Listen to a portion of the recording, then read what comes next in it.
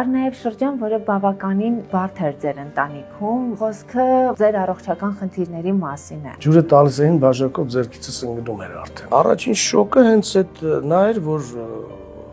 դու լսում ես ինչ-որ սարքի մասին, որը պիտի փոխարինի, շոկ ես ապրում այդ ժամանակ, բայց կամաց հետո հասկանում ես, Փառք Աստծո, որ այդ լուծումները կար, թե չէ ես չէի կարելելու։ Թե մենք ենք իրեն ուժ տվել չնստելով, ասելով, որ վա ինչ վատ է ամեն ինչ, դա թույլատնում է, ներշնչանքը շատ ուժեղ բան է։ Ես ուրիշ բանից էի նայում, ես չէի սիրում այդ ժամանակ ոչ միտեղ գնալ։ Չէի սիրում, որ ինձ ինչ-որ խղճալու հայացքով էի նայում։ Առաջին սիրահարվածության մասին խոսել ես պապայի հետ։ Այո, պապայից թաքցնել միևնույն է չի լինի ու պետք էլ չի։ Խանդ կա այդ թեմայի շուրջ։ Շատ։ Իհարկե կա։ Մի պահ կար, ինչ որ շատ էր այդ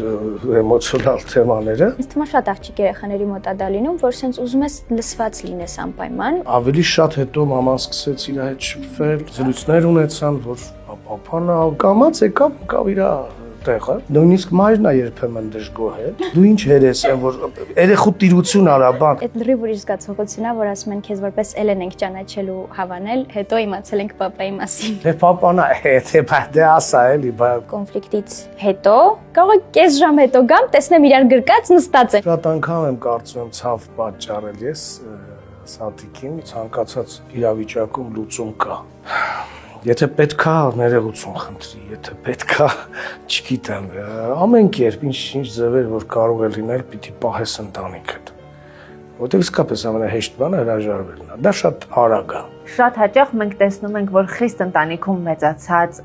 երեխաները դառնում են ընկեր իրենց երեխայի համար, որովհետև իրենք տեսել են խստության հակառակ կողմը։ Ինչպես հասկանում եմ, պապայից ջերմության պակասը շատ եք ունեցել։ Շատ ունեցել եմ, բայց ես հետո հասկացել եմ, որ ես իրենից շատ ավելի կարևոր բան եմ վերցրել։ Այն ժամանակ էլ ես նախանձել եմ կողքից, որ նայել եմ ծնողների հետ ոնց են շփվում շատ